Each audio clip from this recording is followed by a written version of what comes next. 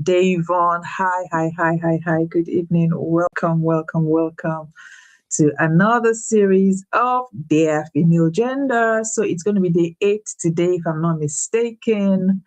Yes, it's really been a very interesting journey, and I'm loving every time we come together to have a conversation. If you are meeting me for the first time, I am the Soul Doctor.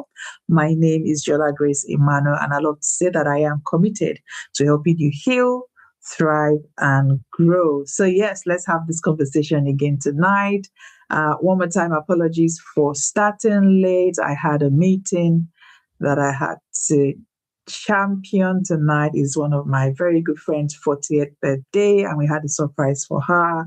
So yes, it was fun, just celebrating her. So good evening, everyone. Good evening. Queen B, good evening. I see you all. Thank you for connecting. Thank you. Yes, yesterday we started to talk about functional depression and we couldn't finish. I said, okay, today we will conclude so that we can still see there's a lot. Good evening, Blessing. You're very welcome. Okay, Benita connecting from the UK. Hi, lovely. Thank you for being here. There's a lot to talk about when it comes to the issue of the soul. Right? Like I love to say, man is a tripartite being, you are a spirit, you have a body, and you live in a body and you have a soul, right?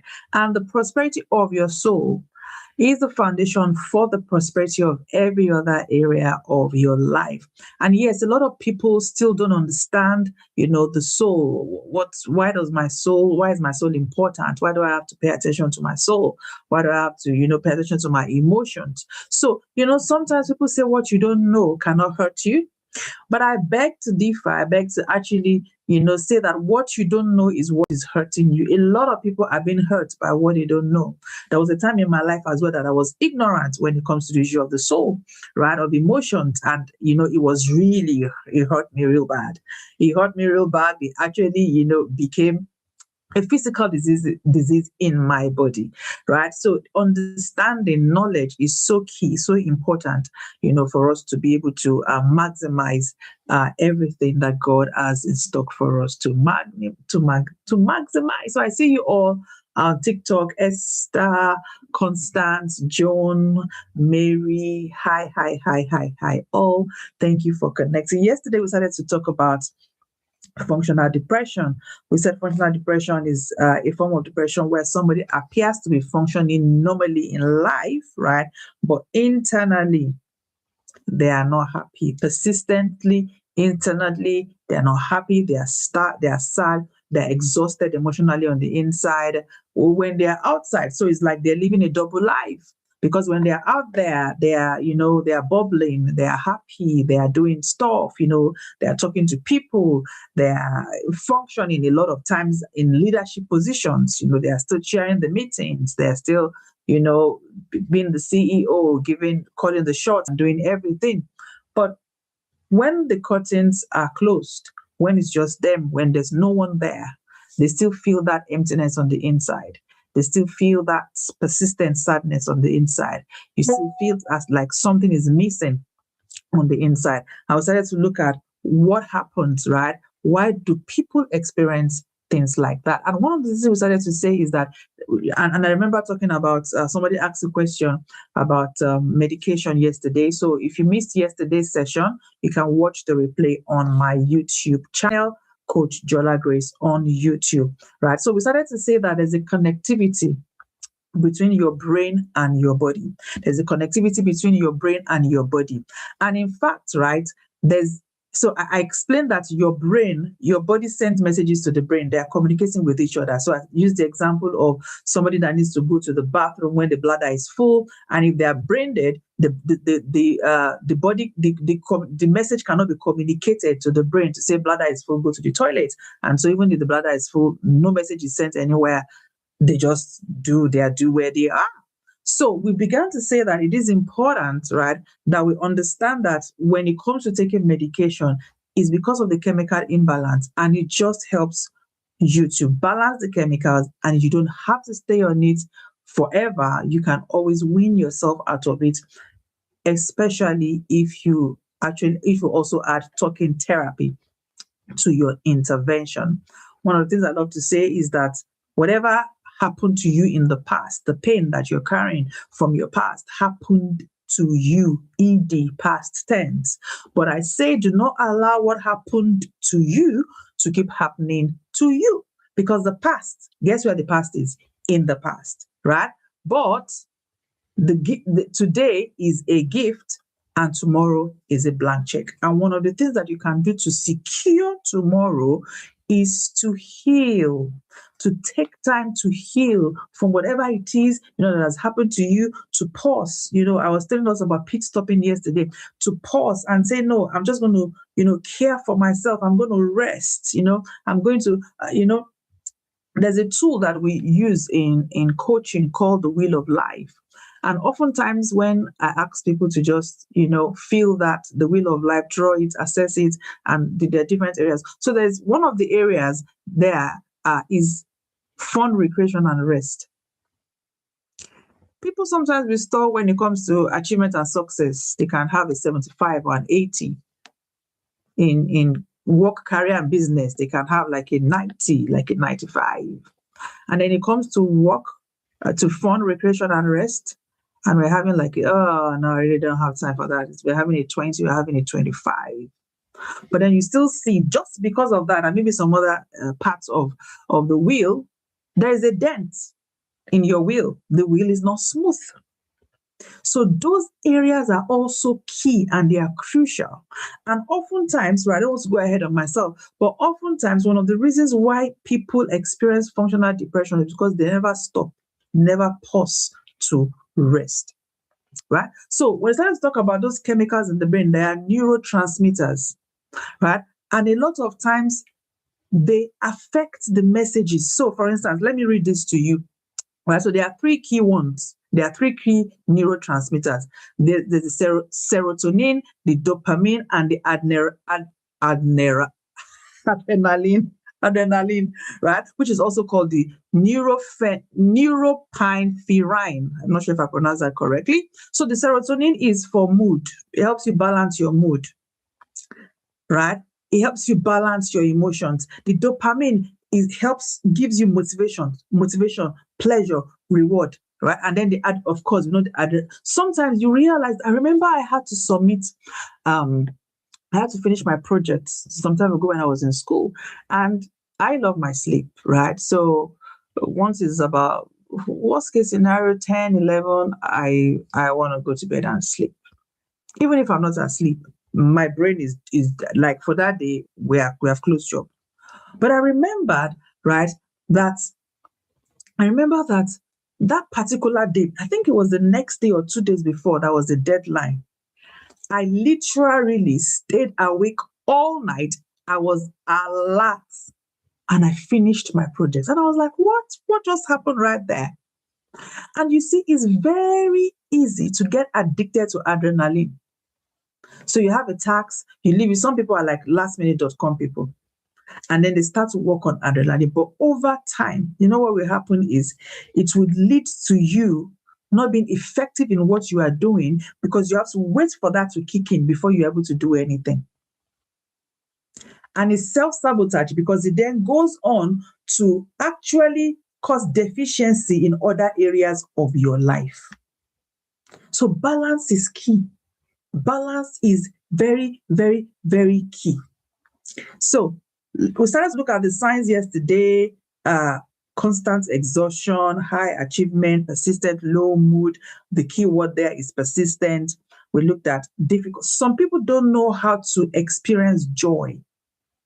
I remember having a conversation with someone the other day. The person was like, I don't really feel anything. Even when something good happens, I'm supposed to be excited about, I'm just flat. I don't know. So what's wrong with me? I don't get angry, but I don't get happy. I'm just flat. Right?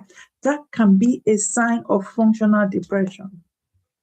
Because, like I said, we are all emotional beings. I showed you Elijah yesterday, David, even Jonah. Jonah got angry. He was like, God, really? And even Jesus showed his emotions. He wept. So we are all emotional beings. We are created with emotions, and it's okay to feel your emotions. But what I normally say is that don't allow your emotions to now control your actions. But it's very, very easy to get to that point where you can't even control your emotions again. Right? So we looked at that difficulty experiencing joy. We looked at overcompensating through busyness. When you realize that you always want to do something, you always, so maybe they even, and literally, I've met some people that every company, and I think you get about 25 days off in a year, 25 to 30 days, leave. Some people they've not taken their leave in God knows how long. They haven't taken their leave. They just feel, what am I going to be doing if I'm on leave? What? What am I going to be doing if I'm on leave? So they are clueless because they are used to just functioning and functioning and functioning. And I remember yesterday using an example of a car, that you have a car and you don't go and change the engine oil, you don't check your car, you just keep using the car, and one day you will try to start that car and the car will say, I'm not going anywhere. I'm not going anywhere. Because you can't just you have to pause, check the car, refill the oil, change the oil, refuel, put some water inside it for it to function normally, right? So another sign of functional depression is the inner critic, self-criticism. You never feel you've done well enough. You put together a proposal, you deliver it, everybody's saying, wow, that was well done. You are saying, I should have done this. I could have actually done it like that. Hey, I see my auntie, good evening, Auntie Michelle. Oh, love you, love you, love you, love you, Lord. Thank you so much. Thank you so much. Thank you so much for being here. Amazing, amazing, amazing. Right. So the inner critic, right? That you set a very high standard for yourself. And oftentimes I ask people that, this is I'm expected to, or this is, I'm not like, who says who? Says who? Right? So putting yourself under unnecessary pressure. Number 7, social withdrawal while appearing sociable. So sometimes, right, you are there, but you are not there. People like that. They are emotionally unavailable. You see them around, but you try to get through to them. There's just a wall. They just put up a wall. There's a wall. No, actually, really, I'm not. They will be something. Even if there's no work to do, they will find something. They will find something to do just so that they don't entertain you socially. Something is going on somewhere. Number 8, difficulty concentrating, right? So some of the things that you may feel easy to do, now you realize that it requires effort. I was speaking to someone the other day and she was like, usually, when she usually has meetings, I schedule on my meeting as well. So I still do the meetings, but I found out that by the time I'm done, I'm unusually tired. Unusually tired, which ties to the first thing we talked about, exhaustion, emotional or mental exhaustion. The things that you would do before and you will feel a certain way, you will not really be drained. You still do the same thing and you are so drained. And this happens consistently. So the word here is consistently, patterns, right? Another thing that shows that someone is struggling with functional depression is sleep patterns. Either you're sleeping too much or you're not sleeping enough.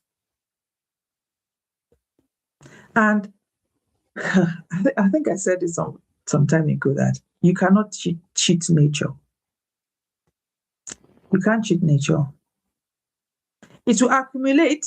So you see, you might say, I have, and sometimes you have something to deliver. Yeah, once in a while, you probably might not sleep, or sleep for very short hours and all of that.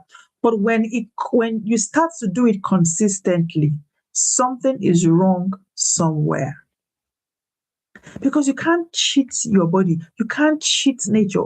Imagine your bladder is full and the message has been sent, bladder is full, and you're like, no, I'm busy. I don't have time to go to the bathroom.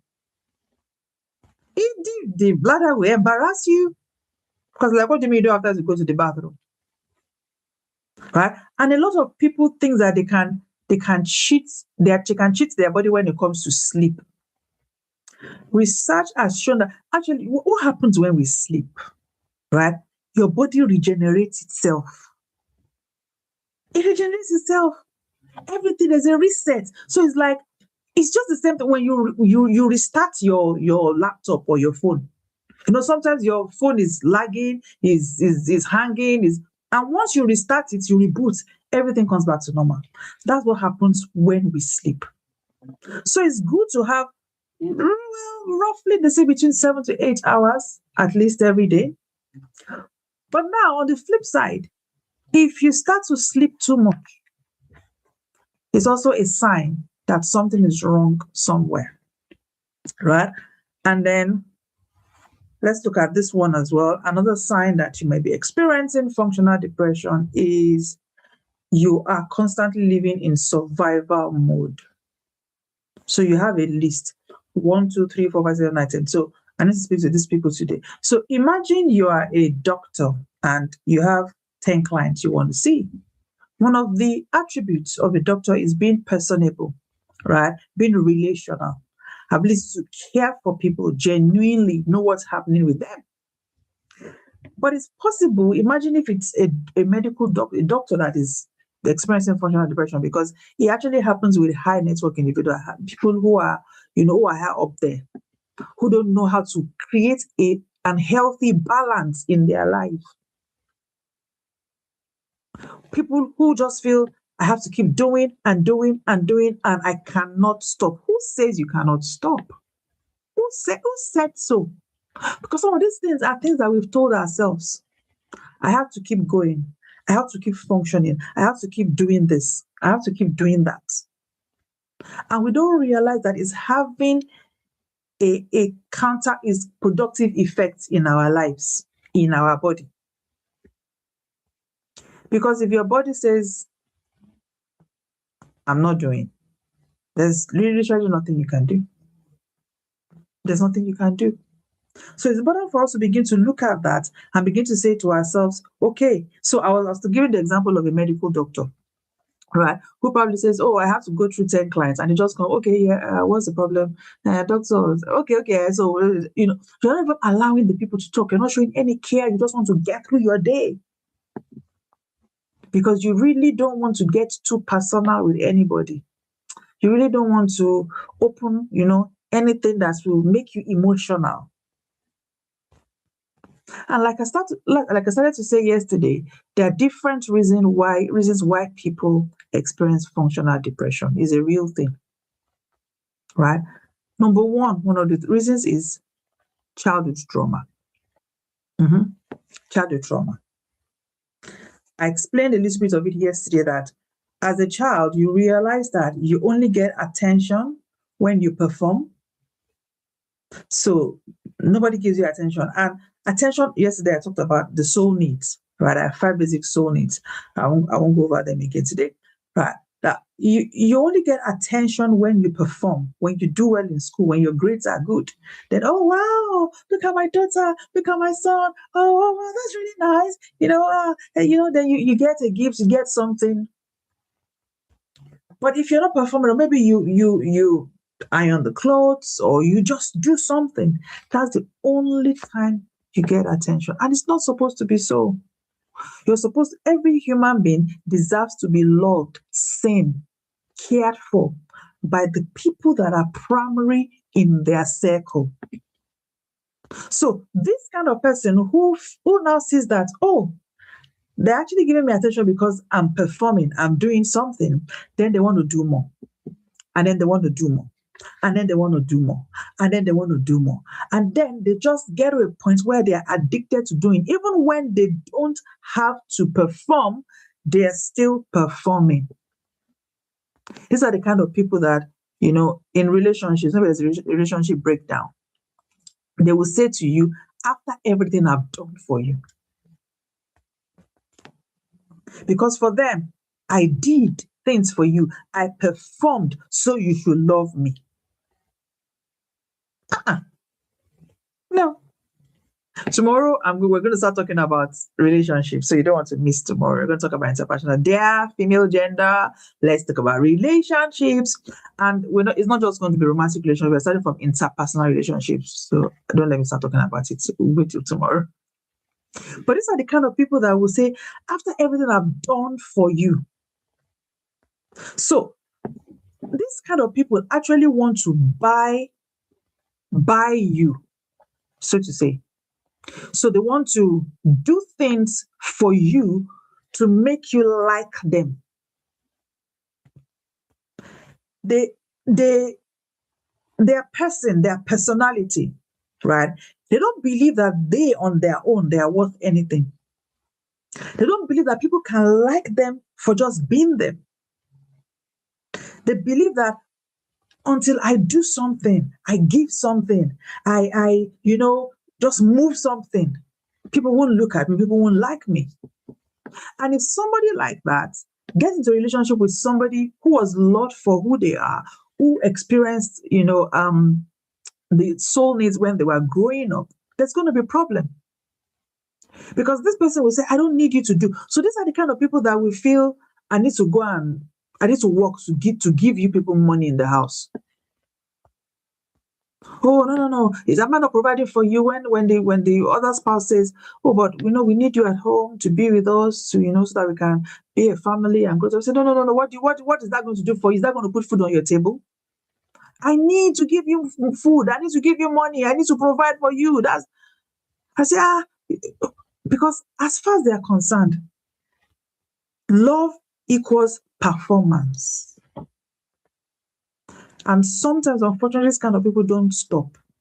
They don't pause to look after themselves, to even discover themselves, to even begin to love themselves. Right? So it's important if by any chance, any of these signs that we're talking about, right, if it resonates with you, it's important for you to actually, like I said yesterday, there's a link in my Instagram bio to a one-off, just checking, a one-off session with myself. Let's check in what's going on. I have some assessment that I will run for you to see, okay, what do you need? Then we can say, oh, right, you need rest. We need to look at your daily schedule. Right? I remember there was somebody that I was coaching some time ago, and the person presented with, a lot of issues, low self-esteem, challenges here and there, relational issues and everything. And as we proceeded, in the course of the coaching sessions, it just came to light one day that this person does not know how to play. I don't want to play, I don't know how to play. When I wonder why people laugh at jokes, because for me, I'm like, why are we laughing? We shouldn't be laughing, we should be serious. And you see, because I always give people assignments at the end of every session, I'm like, okay, your assignment this week is watch one comedy every day. Go online and look for, there are lots of comedians, God bless them, they are really doing a great job. Go and watch one comedy a day and laugh. And share the comedy with people around you. Start to play. You'll be shocked that some of the challenges that people are experiencing, even physically in their body, is because they are not playing. They are too serious. Right? So if you feel I need to check in, I think, this something might be happening here and there. Go to my Instagram bio, right, and use the link there to book a one-off session with myself. I see you, Denike. I see you all, Dave, Sean, Chris, Christabel. Good evening, General. Hi, all. Thank you so much for connecting. Catherine, hi, good evening. Thank you so much for connecting. Amazing. So, like I said, number one, childhood trauma, right? And if that is there, you need to heal from that. You need to heal from that so that you can have healthy and wholesome relationship. Sometimes people can be sincerely wrong. Yeah.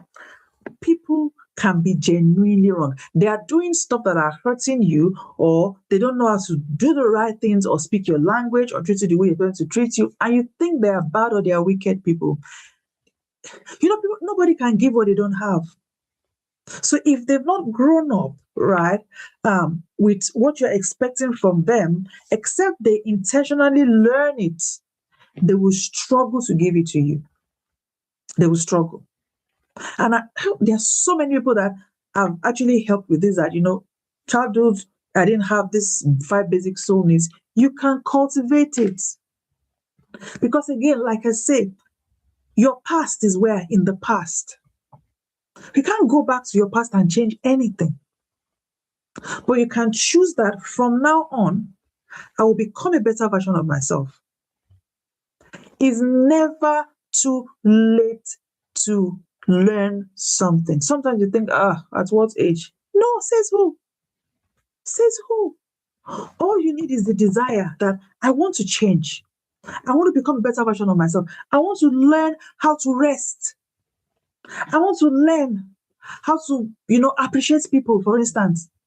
I want to learn how to love people genuinely, not on the surface. I want to learn how to be relational. I want to learn how to think positive, because some people, right, it's not what they think, is the how. The how of their thinking is always negative. Even when everything is nice, it's going well, they find something wrong somewhere. They check all the corners. Say, hey, but this one, how did you see that thing? Why don't you stay with the positive? It's probably how they grew up. So you see, I was sharing some time ago in a workshop, and I was saying that some people, right, growing up, they always heard, no, we can't afford that. So do you think money grows on trees? Anytime they say, oh, mommy, I would like my shoe is tight, we will manage it. I'll just manage the shoe. Do you think money grows on trees? Or do you think I have a tree of money at the back of my house? Somebody say. And you see, when you hear that persistently in your formative years, it's ingrained in your subconscious. And it creates what? It creates a poverty mentality. So you grow up and you begin to hoard. You become a hoarder. You don't know how to give away. You're like, no, I don't know what's next. So you're just hoarding. You're just hoarding. You're just hoarding.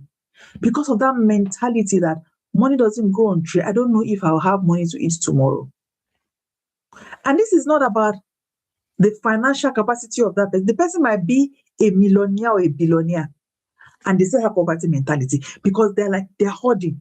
So every money that they have, I have to hoard it. I can't afford. I know people who are wealthy who don't know how to look after themselves. For themselves. I'll meet my responsibility. I will pay this fees. I'll pay the school fees. But look after yourself. Childhood trauma can cause functional depression. Right? Number 2, some people have found themselves in a place where they have to survive. Survival mode. So maybe you go through a phase in your life that, things don't work out the way you plan for it to work out. And that creates a trauma in your mind. Maybe you enter into a business deal and the business didn't quite work out the way you expected it to work out. You lost a lot of money. That experience can just ingrain trauma in your mind in such a way that you just say, I can't stop. I have to keep going. I have to keep going. I have to keep going. I can't stop. And ultimately, when you say I can't stop, may life not stop us when we say we can't stop. Because you can stop. You can pause. You can create a balance. You can look after yourself. And there's something I've been saying, dear female gender, since we started, is that you are not indispensable. Hi, Lady Gwen, good to see you. Hi, Idaya, Ameyo. Hi, good to see you. Right? Oftentimes you say, I can't stop. I don't have time to. It's like telling yourself, I don't have time to go to the hospital. So physically now, something is not quite right physically. I say, oh, I have a business meeting in Burkina Faso. I have another meeting in Tanzania. From there, I'm going to South Africa. And then my schedule is booked throughout the month. I don't have time to go to the hospital. The doctor says what? They say what? I need to do an X-ray. And then they need to do blood test. No, sorry. I don't have time for that. Let's just forget about it. You know what that person is? That person is writing a letter to. You know where the person is writing a letter to. Because if your body says, I'm not going, I'm not doing, there is no doing. Right? And I've seen people, so you see, your body speaks to you. Your body speaks to you. Your body speaking to you. Your body speaking to you. Now, remember the mind-body connection. When you are exhausted emotionally, it's also affecting your body and it's speaking to you. So you see, for instance, when you have some type of headaches in front, like tension headache or at the back of your head, it's nothing biological. It's something going on in your emotions. And it might be that there's some negative emotions. Something happened, you didn't process it. You had an argument with someone, instead of you to talk it through, confront it, you just carried out the irritation, the anger, the bitterness, and you're just moving on in life. It sits there. It's not going to go away by itself, except you process it.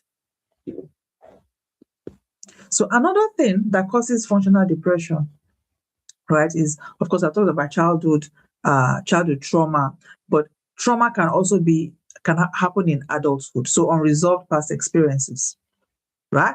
So it can be maybe in your adulthood, you were rejected in a particular company, or you tried to engage in a business and it didn't quite work out. And then you said to yourself, I'm going to, some of the things that we say, aspire to perspire, right, sometimes can actually put people in trouble if we don't balance it well, right?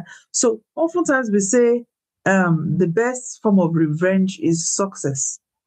So maybe something didn't quite well, just make sure you succeed. But if that gets inside of you that you don't have time to pause for anything, you're just after this one, another one, and another one, and another one, and another one. It's dangerous. It is very dangerous, right? So sometimes people have been rejected, they've been criticized for something, or maybe they failed, then they tell themselves, I will so succeed, and I'm not going to stop. I'm just going to keep going. I'm just going to keep going. I'm just going to keep going. I'm just going to keep going. Yes, please, you can use the icon button, the question icon rather, to ask your question. Somebody's asking me on Instagram if there's room for question. So you see, because when you experience that traumatic event, or when whatever happened to you, that unresolved past experience, he told you something. There was an internal belief. There was something that he said to you.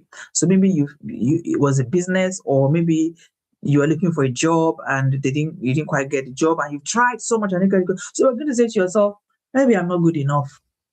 I'm going to prove that I'm good enough. I'm good enough. So you want to prove something, right? You are aiming for success because you want to prove something, which is why I usually say that it's important for you to know who you are. If you base who you are on what you are, you're going to put yourself into trouble. Because who you are will sustain your words any day. I know who I am. So even if you apply for that job, right, and you don't get the job, you're not going to feel, I'm not good enough, or I'm inadequate because I didn't get the job. No, I know who I am. I know who I am. Maybe I'm not supposed to have this job, but maybe it's not just the right time. So you keep saying, I want to prove myself. It's all about doing. So you see, functional depression happens when we base our whole life on doings, not beings, not being. So BEING. I just want to do. I just want to do. A lot of people are doing on emotional wounds. You are wounded. So imagine somebody who is sick, even let's say they're sick physically, and they keep showing up. They keep going to work. They keep showing up. They keep going to work. It's only a matter of time. It's only a matter of time. So your life cannot be based on doings. It also has to be about being. In fact, being. Now, I'm a person of faith, so I'll quickly make reference to the scriptures. Bros Nicky, I call him Brother Nicky, Bros Nicky, Nicodemus. The Bible says he went to meet Jesus and he said to him, Jesus, Jesus, Jesus. Like, he said, Jesus, how can a man do so many mighty miracles? So, as far as he was concerned, he wanted to know the secret. Give me the secret code. You are doing this. Look at all that you are doing. How? So he was thinking, I also want to do. You know how somebody will say, please cut soap for me. You are doing, I want to do. And Jesus Christ responded and said, except a man be.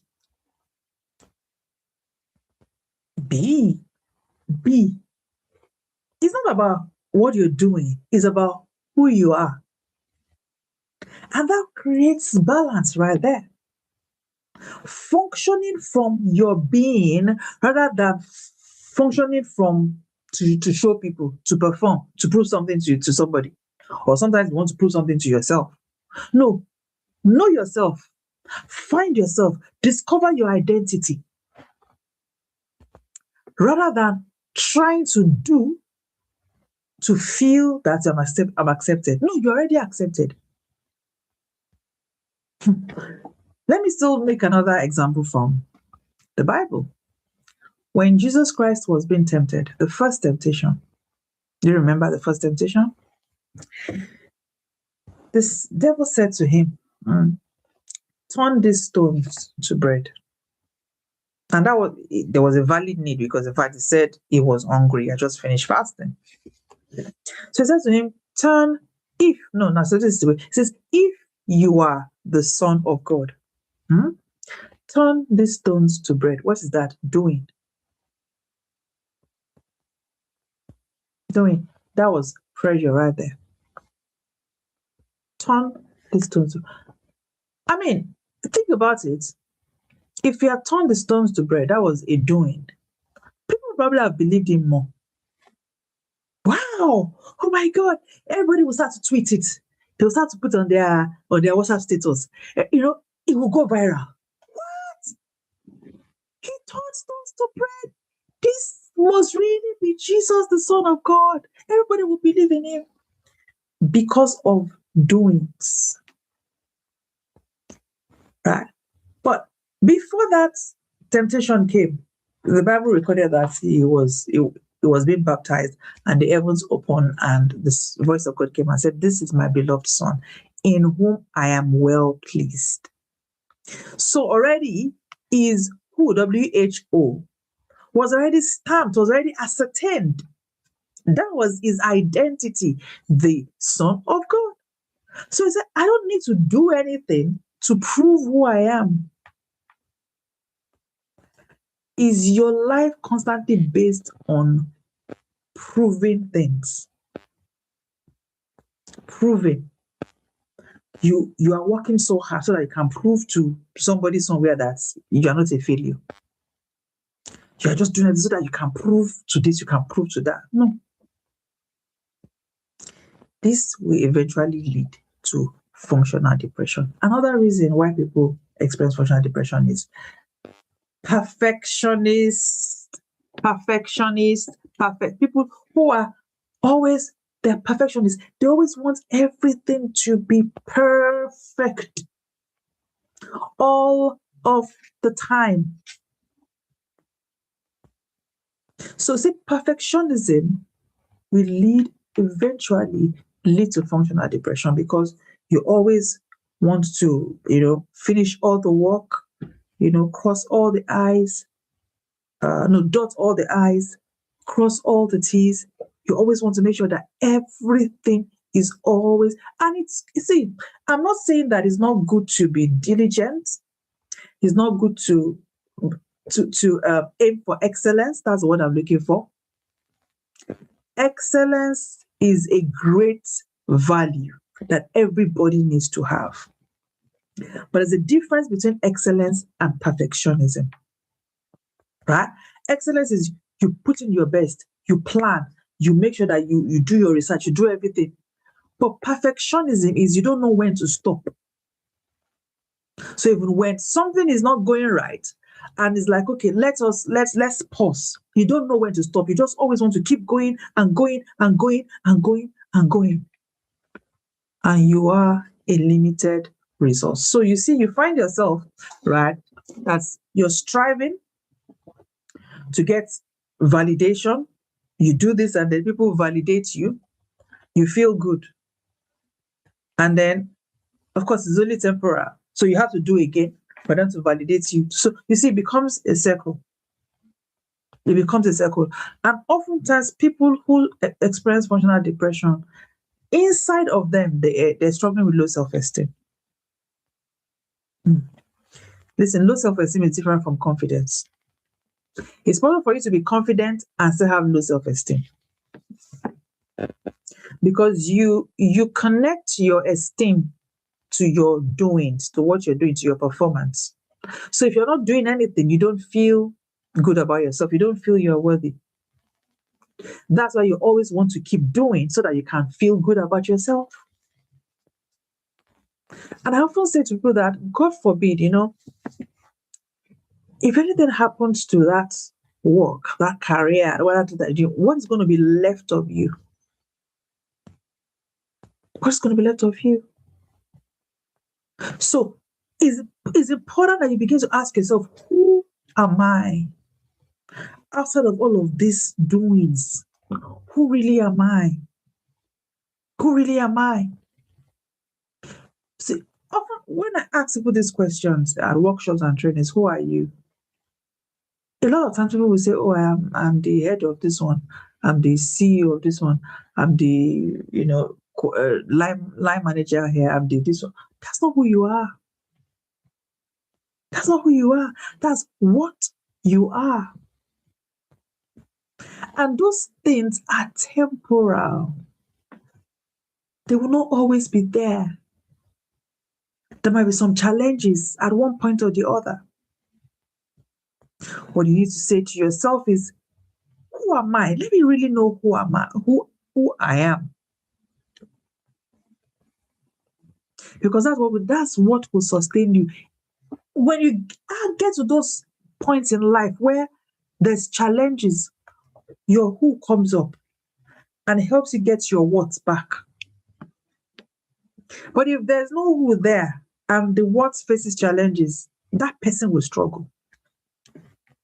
That person will struggle. Who are you? Your identity is key. And again, like I talked about past traumatic experience, it can steal your identity away from you. Let me quickly say this. Trauma, any kind of trauma, will distort 4 different areas of your life. Any kind of trauma, childhood trauma, adulthood trauma, loss, betrayals, you need to distort 4 areas of life. So number 1, it will distort your perception of yourself. Right? So you experience that maybe childhood neglect, abuse, whatever it is, betrayal, rejection. It will distort 4 areas of your life. First, it will distort your perception of yourself. You begin to think that, oh, I'm not good enough.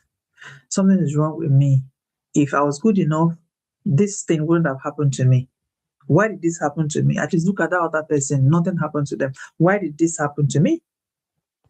Right? And then you start to struggle with your identity, with low self-esteem. You think other people are better than you. You always cower everywhere you go. You don't want to lift up your head. You are bent over. You are controlled by other people's opinion. But what will they say about me? How will they look at it? Well, if I do this, what will they say? How will they feel? Your life is now no longer in your own control. You are being controlled by other people. You are comparing yourself, always comparing yourself to that. Okay, look at that. Look at what she's wearing. Ah, look at, maybe I will not be acceptable. I don't think she wants to be my friend because you always constantly put yourself down. You beat yourself up for any mistake, any small mistake. And listen, I say mistakes makes us human. Mistakes makes us human. Right? So it distorts your perception of yourself. Number two, trauma will distort your perception of other people. Right? So for instance, that's when we start to generalize. Right? So maybe one person from a gender hurts you. Then you begin to say, oh, everyone in that gender is bad. Don't trust this particular gender. They're always like this. That gender, oh. And then you see people from this part of the world, people from that state, people from that city, oh, they are not good people. They are always this, they're always that. So you start to look at people thinking that some people are in a, so for example, let me just use a quick illustration. So since we're talking to the females, they are female gender. You got heartbroken by a guy. The guy breaks your heart, right? Really did you bad, served you breakfast, lunch, and dinner at the same time, and you're hurting. And then you go about start to say, then first you say to yourself, men are, I will not finish it. But you know what you say about men? Men, don't trust the man. Oh, men. Honestly, they are this, they are that, they are this, they are that, they are this, they are that, da, da, da, da. Then you just block yourself. Like, nope, never gonna trust a man again. Men are, they are not worthy. They are not worthy. They are this. No, like I'm done. I'm this. So I want to ask you a question. They are female gender. They are cis. Cis. I want to ask you a question. Hmm?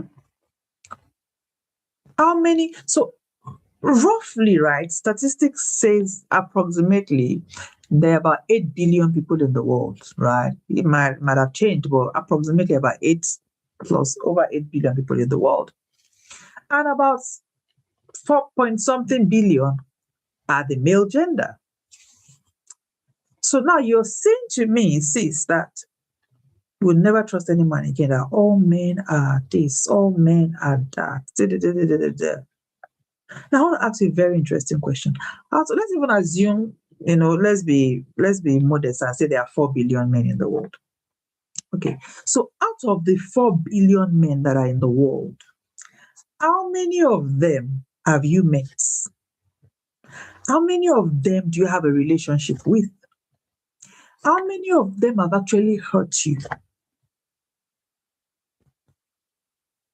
Because you're telling me that all men are, that means all 4 billion men are bad. Really, sis? Sis, come on. Let's even say you are a big celeb and you know about, let me just give you 50,000.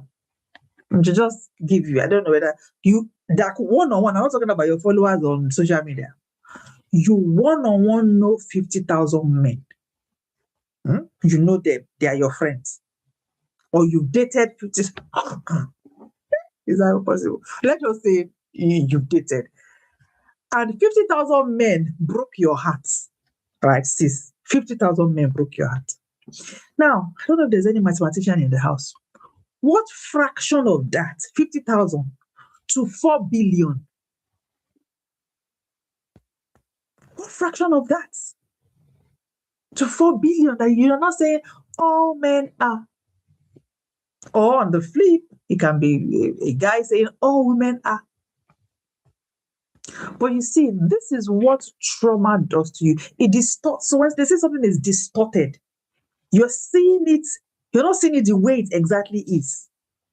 So that experience, that 1, 2, 3, 4 experience is making you see a distorted view of men. And the truth is, I say to people, there are bad people in this world, but there are also very good people in this world.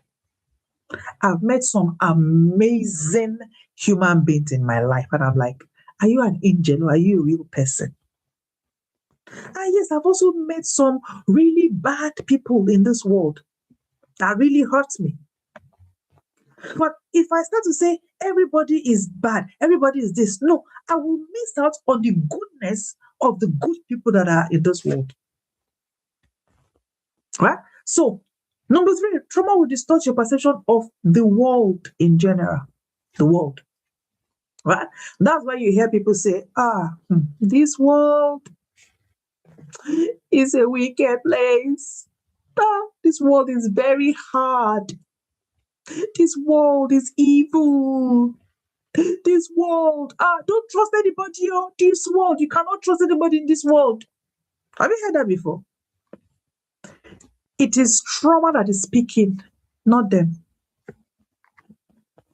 Trauma. And sometimes when you say, don't trust anybody in this world, you now say that you are doing everything by yourself. When you don't trust, I know that sometimes you've trusted, they've betrayed you. You ask yourself, what do I learn from it? Hey, Rebecca, how are you? What can I learn from that experience? And as I said, we'll start to look at relational, dear female gender relationships from tomorrow. Because you need to understand the dynamics of relationships. Because sometimes we don't know how relationship works, so we get ourselves into trouble. Then you can't trust anybody, you start to do everything by yourself. That will lead you to be depressed, even though you are functioning. Don't tell anybody that you are pregnant. So I often wonder, okay, don't let me say this. So if you tell them, whoa, what's going to happen? Oh my God.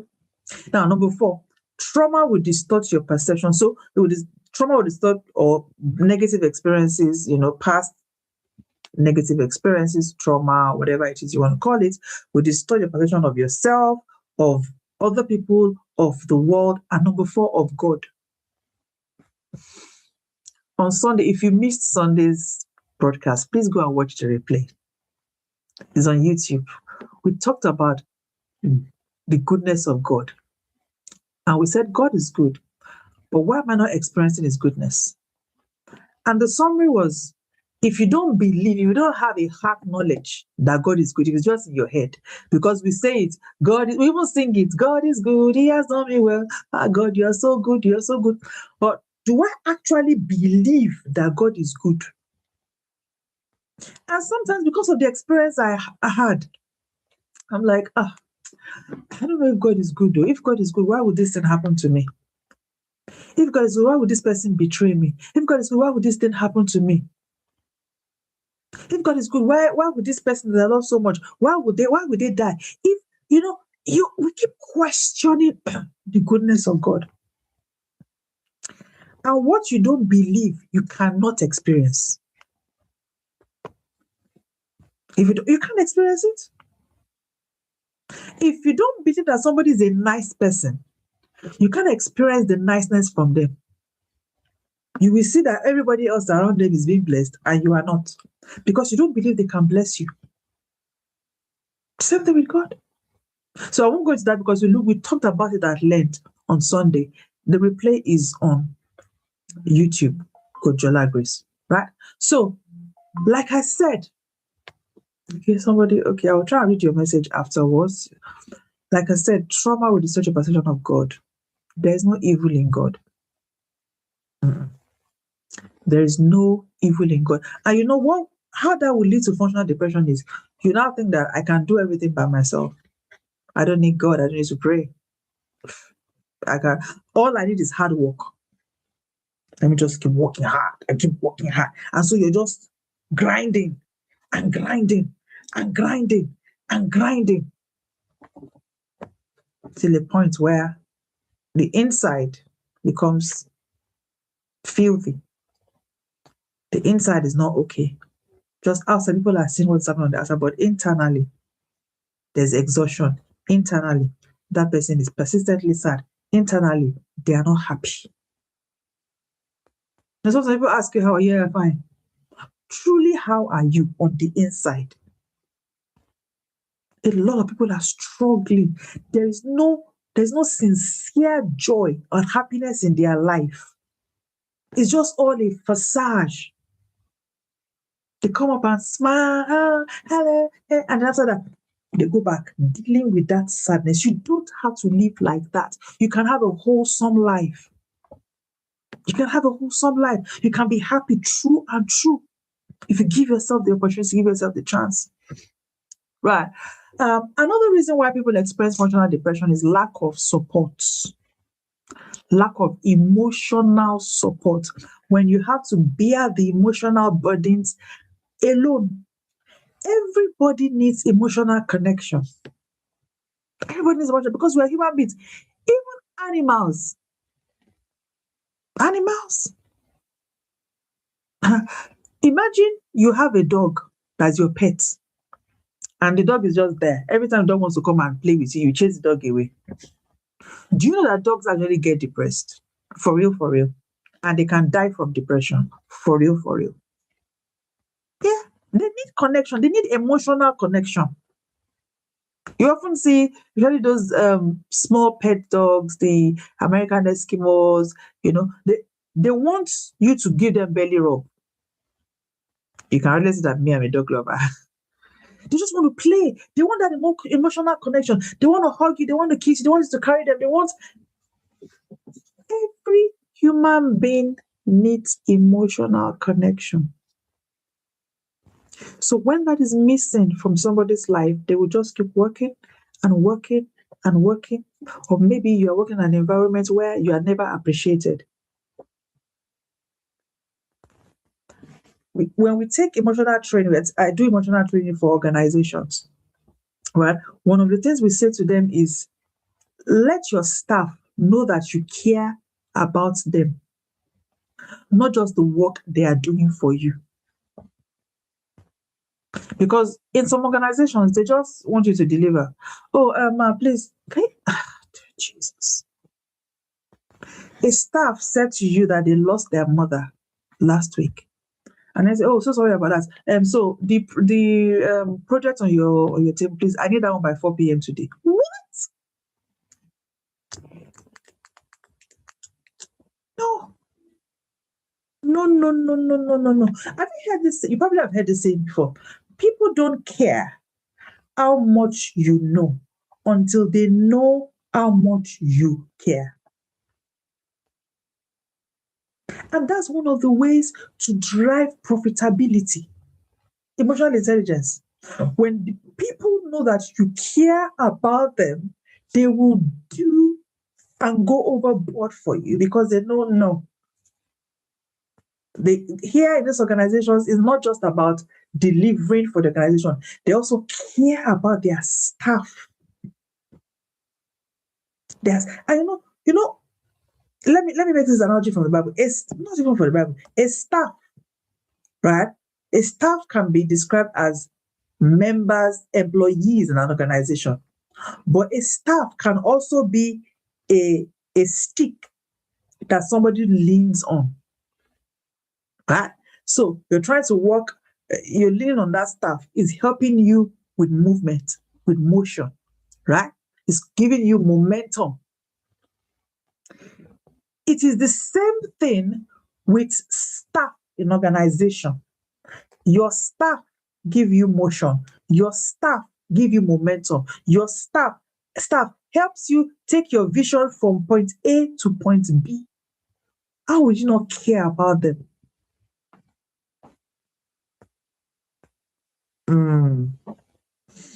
Somebody says they're on this table, emotional support. How would you not care about them? Everybody needs emotional support. And sometimes we especially think that, especially when people have climbed their career ladder. I was jokingly saying to them in class the other day at the CHP class. So usually when we start a class, I will do an icebreaker, ask about their Okay, TikTok is telling me to do that thing. Okay, I didn't do hide. Okay, so I usually ask about, so how's your week been, and all of that. We'll talk about the week and everything. And there's this particular day we did all of that, and I just jokingly, but everybody needs that emotional support as well. I said, guys, nobody's asking about my week. I've asked about you guys' week, like how you've all told me but nobody's even asking about. And I said, oh no, coach, we did it. I'm like, I know, I'm joking. I know you care, but sometimes let me know that you care, right? I often say to my friends, I don't want love. Don't love me in your heart, because what's that? What's the value of you loving me and say I love you in my heart? No, no, no. I can't see your heart. I cannot see your heart. So love me loudly. Love me out loud. Let me know that you love me. Show me. Tell me. Because everybody needs that emotional support. And sometimes you want to go to your boss or your leader and tell them, I see you, well done, tell, just something because they might not be getting it from anywhere. I told you yesterday about someone that I gave a Christmas gift to, and it wasn't as if what I bought for them, they can't buy it a million times over. But for them, it was like somebody cares, somebody sees me, even though I'm the one seeing everybody. Right? So everybody, the strong ones, the helpers, the female gender, the empaths, is very easy because you are vulnerable and you have nowhere to express yourself, right? That can lead to functional depression. Don't isolate yourself. The Bible says something that he that must have friends must show himself friendly. And we'll start to talk about this from tomorrow. We'll talk about relationship. How can I show myself friendly? How can I build a community? How can I create that space where I can get emotional connection? Because yes, some people are bad, but not everybody in this world is not bad. Right? So let me share one more. Okay, I'll do two. Okay, talking about what happened with emotion.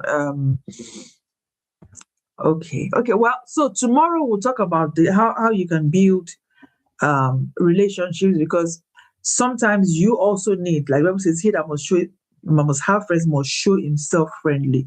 You also need to be able to build relationships, right? How do I build relationships, especially when I've been hurt in the past, right? It's key. It's key for you to do that, because nobody can thrive in isolation. It would lead eventually to functional depression when you're trying to just do everything on your own, be by yourself. I can't trust anybody. No.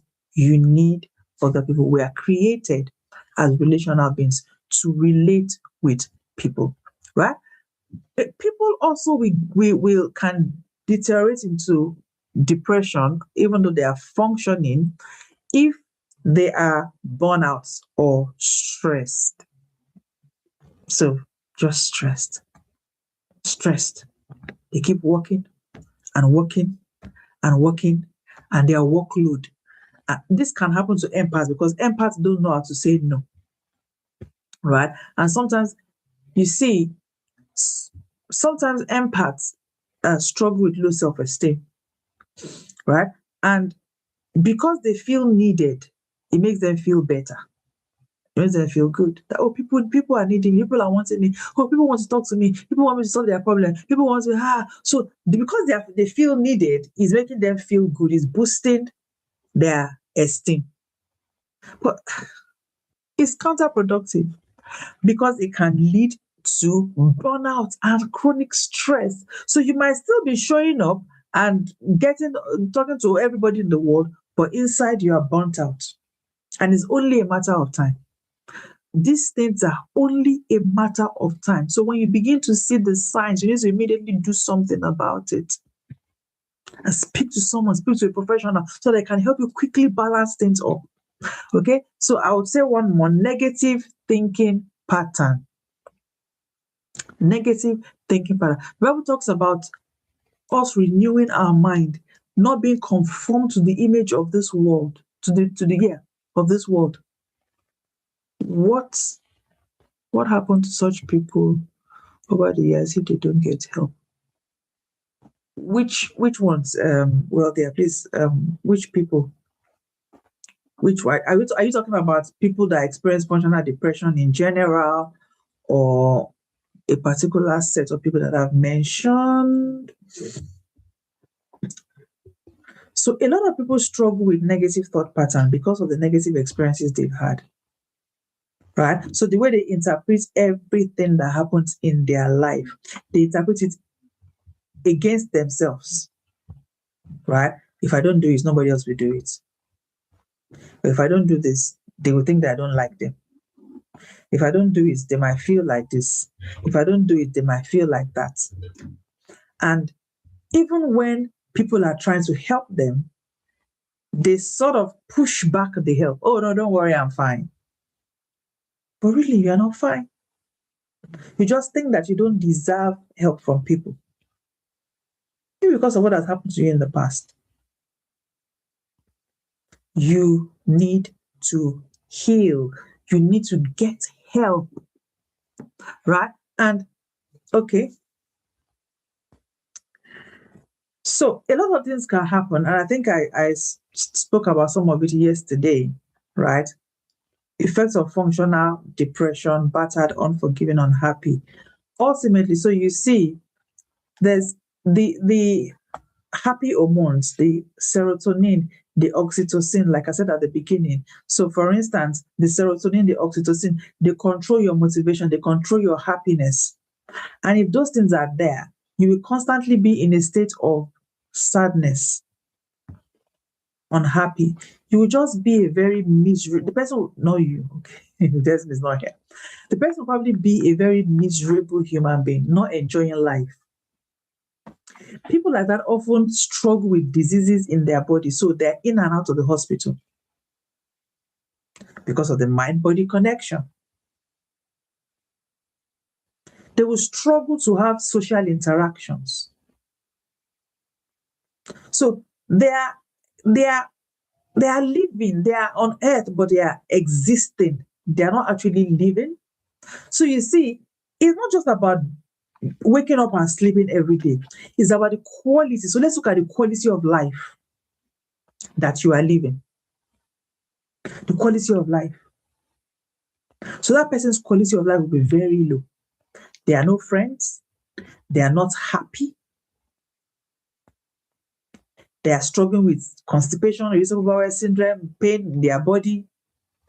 Nobody to truly love them, or no, people are truly love them are there, but they are not opening up to receive the love. Right? So these are some of the things that happen to people who are functionally depressed. And ultimately, honestly, it can also lead to, because depression, right? This kind of depression can eventually lead to clinical depression. And if it's still not taken care of, honestly, it can lead to suicidal thoughts. And sometimes the person might eventually just end it. Right? So it's important that when you begin to see the signs, the early signs, you get help. Get professional help because you matter. You matter. Allow what happened to you in the past to keep happening to you. And don't think that because I'm still functioning that at least if something is wrong with me, I shouldn't be functioning like this. But you know, on the inside, I'm not okay. It's okay to say I'm not okay. I'm sure you've heard that we've heard that phrase before. It's okay not to be okay. Who are the people setting the goalpost anyway? To say that you have to be okay all the time. No. If I'm not okay, I'm not okay, and it's okay not to be okay. Get help. Of course, it will affect their children. It will affect everybody around them. It will affect everybody around them. That's just it. Because we're energy beings and we carry different aura and energy from time to time. That's why you can enter somebody's house and you can just feel strange energy. You can just feel, I don't feel comfortable here. I want to leave. Or you can enter another environment and you just feel at peace. Remember, somebody came to my house. One person just came to greet me, and the person slept off. I just left the person. Say, I just feel so at peace here. I'm like, it's okay. right? So it's the energy. So it will indeed affect them. Don't allow what happened to you in your past. Heal for whatever happened to you. It's in your past, right? So that you can move on and fulfill the purpose that God has in stock for you. So let's break it there today, like I said. So yes, we looked at functional depression, is real, it happens. If you're struggling with it, please seek help. Please seek professional help so that it doesn't boomerang and lead you to a place where you actually now cannot function again, because ultimately that is where it probably will lead you to. So thank you so much for connecting tonight. We're going to meet here again tomorrow. Tomorrow, hopefully, we will be here at the right time. Like I said, I had to attend a friend's 40th birthday today, so that was why I couldn't come in on time. But tomorrow, we should be back at the same time at 6 p.m. UK time, 7 p.m. Nigerian time. I think it's 1 p.m. or so EST. Right. And like I said, tomorrow we start to look at relationships. Right. Amazing. So, dear female gender, I hope you've been enjoying the series so far. We have a few days left to go. And like we've been announcing from day one, on the road to 50, for myself, we have launched an initiative called Flourishing 50. This is mentoring 50 women for 50 days, right? And it's going to be virtual, but it's for a particular set of women. It's for women who have been through domestic violence and abuse, right? Or trauma, childhood trauma, domestic violence and abuse, and they are struggling to, they are out of their abuse and they are struggling to regain their identity, find their foot, and just, move on in life. They are stuck. So if you know any woman who has been through abuse and is stuck, you need to let them know about this mentoring initiative. It is going to be happening for 50 days for 50 women. The link is in my Instagram bio. You can go and look for me on Instagram, Coach Jola-Grace, and sign up or send the link to whoever this person that you know, so that they can be part of that mentoring. It has been 100% sponsored, so you do not have to pay anything. It is by application, so the fact that you register doesn't mean you'll be automatically selected, but we'll go through and select the 50 women that we want to work with over 15 days. If any of the things we've been talking about also resonates with you, and you know that you need one-on-one coaching and therapy session, I want to encourage you to take advantage of the current offer that we have on for the International Women's Month. In my bio, it's a link for a one-off. And if you also want to maybe take a package or do a monthly subscription, you can also send a DM through the WhatsApp link. Send a DM or use the WhatsApp link. Yes, that is in my bio. And we're about rounding up the first cohort of the certification in emotional health practice, and about to start the other one. Enrollment is open for you to become a certified emotional health practitioner. So if you've been, following us for the past few days and you feel, I love what Dr. Jola-Grace is doing, I think this is what I really see myself doing as well in the future, then this certification course is for you. Over 12 weeks, we'll take you through the dynamics of emotions, understand emotions, how to help people, manage their emotions. And it's not just for people who want to build a career out of emotional practice alone. It's also for anyone who works with people. If you are a pastor, you are a mother, a father, a CEO, whatever, you just need to want to understand emotions so that you can help manage your team better, then this course is also for you as well. All of the information, like I said, is on my social media page on Instagram, and I think it's on some of the other pages as well. So thank you so much for hanging out with me again tonight. It's always a pleasure to have these conversations with you, and I will see you tomorrow. Have a good evening and enjoy the rest of your day. Bye.